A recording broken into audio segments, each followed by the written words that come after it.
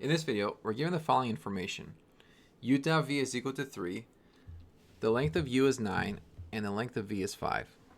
We are asked to calculate the value of 5u plus v dot u minus 10v. To do this, we want to use the distributive property. So first, you want to treat this as 5u dot u minus 10v plus v dot u minus 10v. Or, in other words, we're just going to FOIL it out. And instead of multiplication, we're going to use a dot.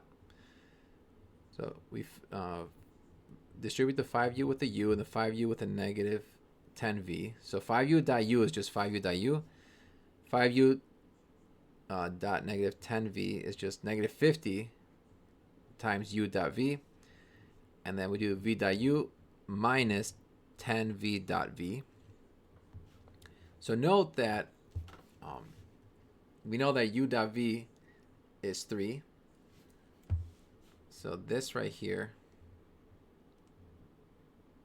is 3. And so is this. U dot u is just the magnitude u squared, which magnitude of u is 9, was given to us 9. So then we're squaring it, becomes 81. V dot v is a magnitude of v squared, which is 5 squared, and that's 25. So then we just substitute the values in.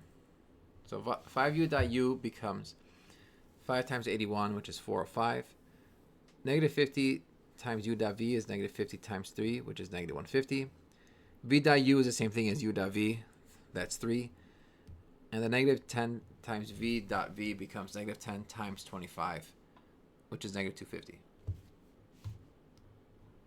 So now we just add those terms and end up with